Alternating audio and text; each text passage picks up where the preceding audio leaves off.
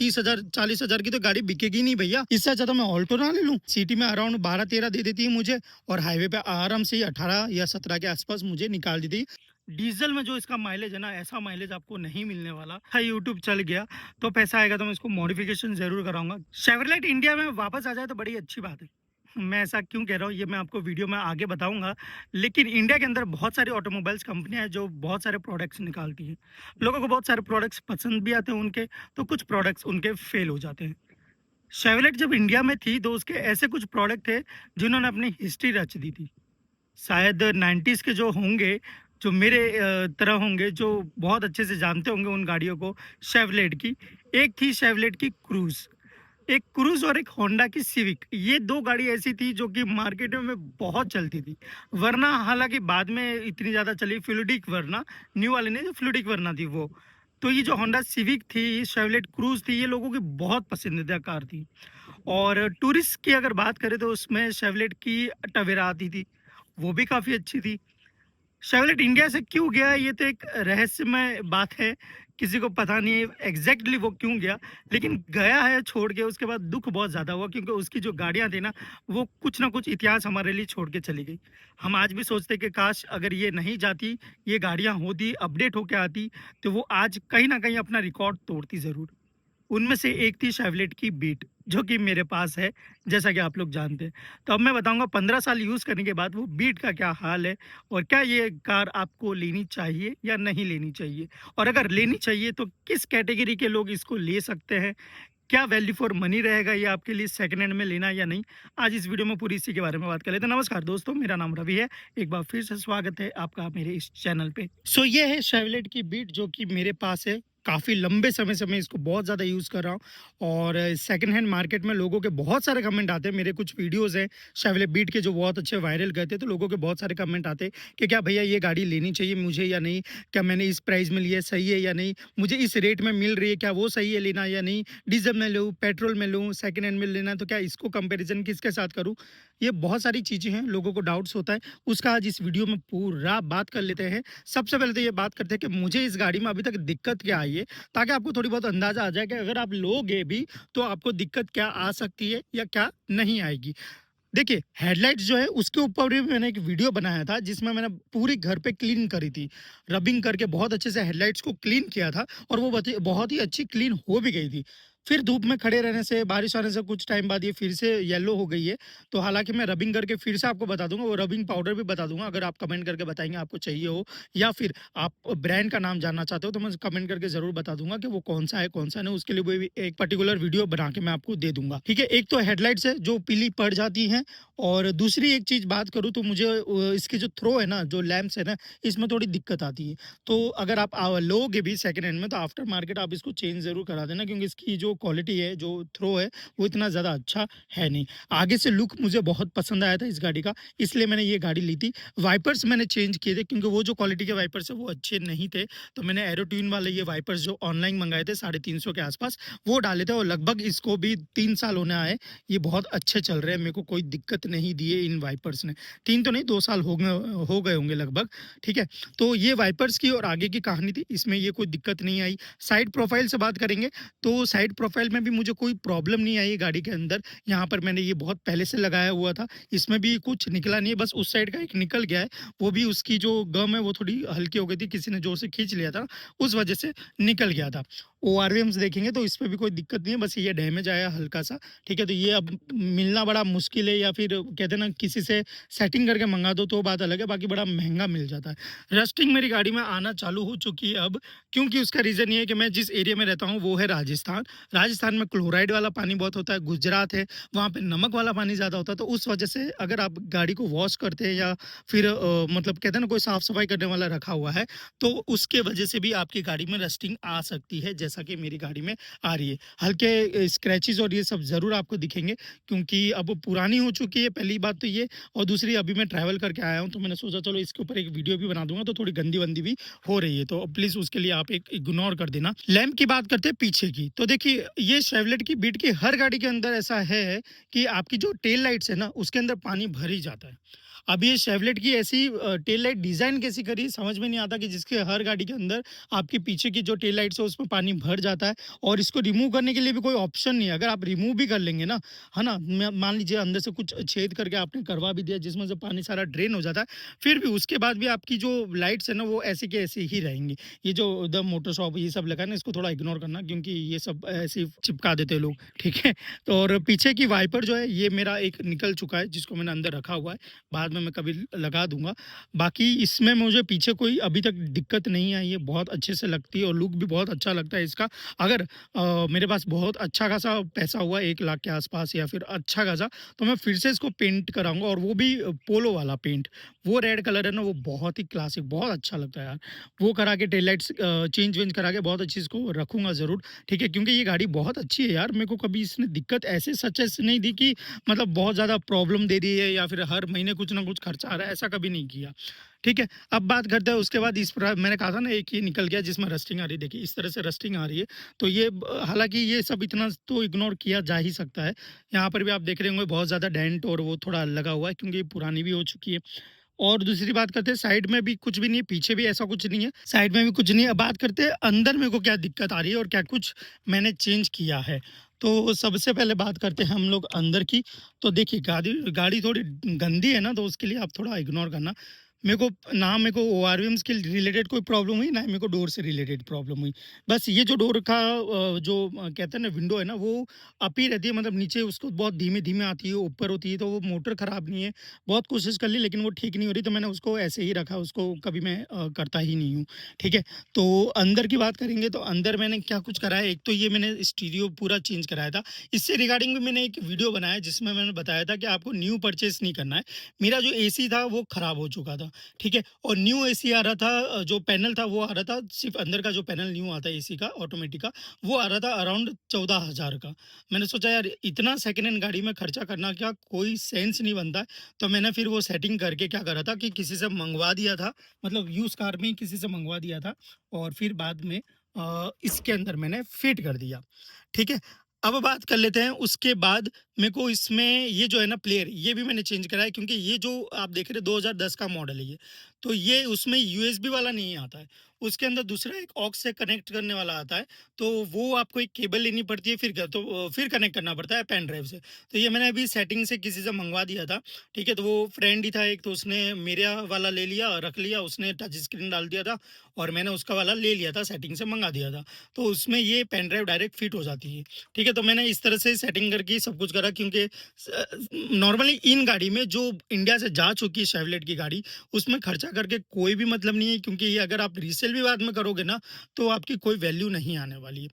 अब दूसरी क्या प्रॉब्लम आ रही है मुझे इस गाड़ी के अंदर, तो देखिए मैं बताता हूँ एक, कि मुझे हमेशा इंजन लाइट दिखाता है और वो दिखाता इसलिए है क्योंकि इसका आगे का जो एक वायर है ना, वो ढीला है, उसके वजह से ये बार-बार मुझे वो इंजन लाइट दिखाता ही है। और यहाँ पर कभी-कभी लाइट्स मेरी जो है ना वो अच्छे से ग्लो नहीं करती है रात के टाइम पे, ठीक है? तो ये एक प्रॉब्लम आती है मुझे। और बात करेंगे हम लोग उसके अलावा क्या प्रॉब्लम आती है, तो एक तो ये प्रॉब्लम है और यहाँ पर मेरे को कोई टैकोमीटर से रिलेटेड कोई दिक्कत नहीं आती कभी भी। कभी-कभी फ्यूल जो है ना उसकी लाइट चली जाती है। ठीक है, मतलब ये फ्यूल एकदम ज़ीरो दिखाता है मुझे, वो भी सेंसर हिला हुआ है उसके वजह से हो रहा है, ठीक है? तो मेन प्रॉब्लम डैशबोर्ड से रिलेटेड मुझे ये आई थी, उसके अलावा कुछ भी नहीं है। गियर बॉक्स पे मैंने कपड़ा इसलिए लगा के रखा हुआ है क्योंकि नॉर्मली वो था ना गोल वाला इसका पुराना था वो टूट गया था। तो उसके बाद मैंने इस पे जो था कभी रैट्स-वैट्स आ जाते थे, तो उसकी वजह से मैंने इस पे कपड़ा लगा के रखा हुआ है ताकि ये सेफ रहे और अच्छा रहे। और तो इधर मैंने एक आर्मरेस्ट लगाया था, ठीक है? जो कि टूट गया, वो भी बम्प आया उसकी वजह से वो थोड़ा टूट-वूट गया, तो फिर मैंने उसके बाद कभी उसको लगाने की कोशिश भी नहीं करी और लगाना चाहता भी नहीं था। इसके अंदर भी मेरे छोटे-मोटे कुछ सामान-वामान ये जो पहले पड़े हुए थे, आपने वीडियो देखे होंगे, तो वो ये इसमें पड़े हुए हैं। और तो इससे अलावा तो कोई मेरे को इसमें दिक्कत नहीं आई है गाड़ी के अंदर। ट्विटर मैंने अलग से डाले थे, ये अगर आप ट्विटर देख रहे होंगे ना, तो ये मैंने अलग से डाले थे इस गाड़ी के अंदर। लॉन्ग ड्राइव पे भी मैंने कई बार इस गाड़ी को लेके गया हूँ, मुझे कभी कोई प्रॉब्लम नहीं हुई है। तो उसमें कोई दिक्कत नहीं है, अच्छी है गाड़ी, चलने में भी अच्छी है। सबसे ज़्यादा तो इसका पिकअप काफ़ी अच्छा है ना? आप सेकंड गियर पे भी ईज़िली उठ जाती है ये गाड़ी, कोई दिक्कत नहीं आती है। और 1.2 लीटर का इंजन है इसका, तो बहुत ही शानदार इंजन है इसका, कोई दिक्कत नहीं आती है। और इसके अलावा हम लोग बात करें तो कोई मेरे को इसमें दिक्कत नहीं आई है। चलने में काफ़ी अच्छा है। स्टीयरिंग में एक प्रॉब्लम है मेरे को, वो क्या है कि जब मैं बहुत ज़्यादा स्पीड में चलाता हूँ ना 100 के आसपास या फिर उससे ऊपर, तो स्टीयरिंग वाइब्रेट करता है। और वाइब्रेट करने का रीज़न ये है, वो मुझे समझ में नहीं आया क्योंकि मैंने डिस्क भी चेंज करा दी इसकी और डिस्क ब्रेक भी चेंज करा दी, तो उसके बावजूद भी ये वाइब्रेट करता है। अब रॉड चेंज कराना है, तो वो बड़ा महँगा पड़ जाएगा।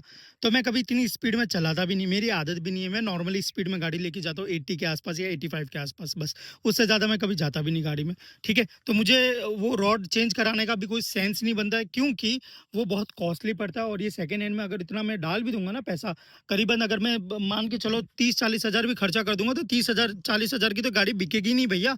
अगर इतनी बिकेगी नहीं तो फिर मैं उतना डाल के पैसा करूंगा क्या, मैं वेस्ट क्यों करूँ? इससे अच्छा तो मैं ऑल्टो ना ले लूँ, ठीक है, थोड़े पैसे मिला के। तो ये गाड़ी सिर्फ़ मेरी चल रही है काफ़ी अच्छी, दिक्कत नहीं आ रही मुझे।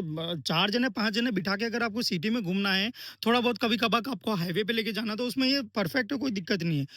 इसकी जो माइलेज है वो भी अच्छी खासी मेरे को मिल जाती है। सिटी में अराउंड 12-13 दे देती है मुझे और हाईवे पे आराम से ही 18 या 17 के आसपास मुझे निकाल देती है। जैसा मैंने आपको बताया कि मैंने स्पीड 80-85 के आसपास रखता हूँ। तो उससे रिलेटेड तो मुझे कभी दिक्कत नहीं आई है। बैठने में, सीटिंग में, पोज़ीशन है ना इसकी थोड़ी खराब है पीछे की सीट का। वो इसलिए कि आप देख रहे होंगे पूरी फ्लैट है ना? तो ये पूरी फ्लैट देखो यार, गंदी है यार। आप लोग कमेंट में गंदा गंदा मत बोलना, गंदी है गाड़ी। मैंने जैसे बताया मैं ट्रैवल करके आया हूँ इसलिए, और आपके लिए सिर्फ वीडियो बनाना था। बहुत लोगों के कमेंट आ रहे थे मेरे उस वीडियो पे, तो इसलिए मैंने बनाया आपके लिए। इसमें एक्चुअली क्या है ना कि ये एकदम सीधी है ना सीट, तो उसके वजह से क्या होता है ना, जब आप ब्रेक मारते हो ना, तो उसके थोड़ी सी आप स्लिप हो जाती है, क्योंकि ये मैंने एक तो कवर भी ऐसा लगाया है ना। अगर थोड़ा फॉर्म टाइप का कवर लगाया होता तो शायद ऐसा नहीं आता, तो उसके वजह से थोड़ी स्लिप भी हो जाती है। तो उसमें थोड़ा प्रॉब्लम आता है पीछे जो पैसेंजर बैठे होते हैं। और बॉडी रोल की बात करो तो वो तो इस गाड़ी में है नहीं, अच्छी खासी है, चलने में भी अच्छी खासी है और इसमें कुछ दूसरा एक्स्ट्रा आता नहीं है। अब बात आती है कि मतलब लुक वाइज भी अच्छी थी, तो मैंने ये गाड़ी ले ली थी, मुझे पसंद आती है गाड़ी। अब बात कर लेते हैं कि ये किन लोगों के लिए बेस्ट है, किन को ये गाड़ी लेनी चाहिए, किन के लिए परफेक्ट है।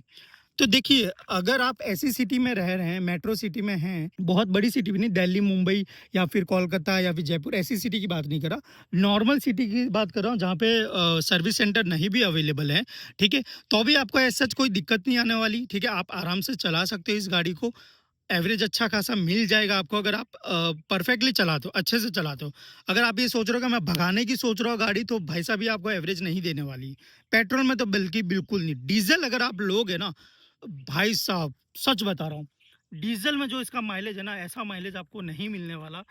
डीजल में अगर आपको ये अच्छी खासी मिल जाती है 2015 या 16 का मॉडल, आंख बंद करके ले लेना भाई, बंद करके। लेकिन ये देखना कि उसकी प्राइस अच्छी खासी होनी चाहिए, मतलब प्राइस ऐसी होनी चाहिए कि लगभग आपको 1 लाख या 1,20,000 के आसपास मिल जाए, तो ही लेना। अगर उससे ऊपर जा रही है ना, तो भाई आप मारुति के अंदर सेकंड हैंड में चले जाना, क्योंकि इसके एक तो स्पेयर पार्ट बहुत महंगे मिलते हैं, ठीक है? मिलते ही नहीं है कई कई सिटीज़ में, तो आपको बहुत ज़्यादा प्रॉब्लम्स होने वाली है। अब ये लेनी किसको चाहिए? जो ऐसा बंदा है जिसको सीखनी है कि यार मेरे को एक बार कार सीखनी है, कैसे चलानी है, तो अगर ये गाड़ी लेगा ना, तो उसके लिए परफेक्ट है सीखने के लिए, क्योंकि एक तो थोड़ी बड़ी है, तो उसको बड़ी का भी अंदाजा हो जाएगा कि यार बड़ी गाड़ियां कहाँ से कितनी टर्न मार सकते हैं हम लोग, कैसा मुझे जजमेंट रखना है, कैसा नहीं, तो वो इस तरह से जजमेंट भी रख सकता है, उसके लिए परफेक्ट रहेगी। दूसरा ये चीज़ कि भाई जिसका इतना ज़्यादा टूर नहीं है, आने जाना का नहीं है, सिर्फ ऑफिस से घर, घर से ऑफिस, कभी एक बार महीने 2 महीने में एक बार कहीं फैमिली को लेकर कहीं बाहर चला गया, तो उसके लिए परफेक्ट है, ठीक है? क्योंकि ये सेकंड हैंड में आराम से आपको 50,000 में, 60,000 में आराम से मिल जाएगी। भाई बाइक नहीं मिलती आजकल, आपको कार मिल रही है, उससे ज़्यादा क्या चाहिए? लेकिन ये चीज़ ज़रूर याद रखना कि ये आपको स्पेयर पार्ट इसके महँगे पड़ेंगे ही पड़ेंगे। अगर आप कहीं से भी ऑर्डर करते हैं, जो ऑनलाइन वेबसाइट उससे करोगे तो और ज़्यादा महँगे पड़ेंगे। उसका एक अच्छा तरीका बता दूँ, तो आप जुगाड़ ज़रूर कर लेना। मान लीजिए कहीं पे कोई मैकेनिक है, उसके पास कहीं बंगाल में पड़ी हुई है गाड़ी, या फिर कोई ख़राब पड़ी हुई है, या फिर उन्हीं को ही कहीं बोल दिया कि भाई कोई हो तो कहीं से मुझे इस पार्ट का अवेलेबिलिटी करा दो, तो वो बल्कि और सस्ते में करा देगा। जैसे मैंने बताया आपको, मेरी जो एसी यूनिट थी, है ना? वो 14,000 की आ रही थी, और मैंने उस गैरेज वाले से सेटिंग करके मैंने कहा कि यार कहीं से करा दो। उसने मुझे 2,000 का किसी और कंपनी से मंगवा के, मतलब यानी किसी और गाड़ी बीट कार का ही निकलवा के मुझे इसमें दे दिया, क्योंकि वो ऐसे ही स्पेयर में पड़ी हुई थी। तो वो जुगाड़ ज़रूर कर सकते हो, लेकिन उसके अलावा अगर आप ये सोच रहे हो कि नहीं मैं कंपनी से मंगवाता हूँ, तो भाई बहुत खर्चा है इसमें। आप 50,000 60,000 की गाड़ी लेने के बाद 1 लाख रुपए डालोगे इसमें, तो सेंस वाली बात नहीं है। इससे अच्छा तो आप ऑल्टो ले लो, आपके लिए लाइफ टाइम मगजमारी ही नहीं होगी, आराम से चला सकोगे वो गाड़ी। तो ऐसा कुछ इसका दिखता है ये लुक, और लुक वाइज बड़ी अच्छी है, बहुत यूनिक है। ये बहुत ज़्यादा चली थी गाड़ी, और इस वजह से ही मैंने ये ली थी, और एवरेज भी अच्छा खासा था। और कहते हैं ना, रेड कलर में तो और ज़्यादा ब्यूटी लग रही है, बहुत अच्छी लग रही है। तो मेरे को पसंद आई थी, इसलिए मैंने ये गाड़ी ले ली थी, और 15 साल हो चुके इस गाड़ी को। मुझे इसने कभी कोई दिक्कत नहीं दी, मेजर कोई खर्चा नहीं दिया, सिर्फ वो एसी को छोड़ के। एसी उसका कभी ना कभी प्रॉब्लम करता है। दूसरा ये कि इसका नीचे का है ना जो, वो कवरिंग नहीं है। इंजन की बात करोगे ना, इंजन से नीचे का जो वो कवरिंग नहीं है, तो उसकी वजह से जो चूहे हैं ना वो अंदर आके आपके वायरिंग वायरिंग और वो कुछ काट देते हैं।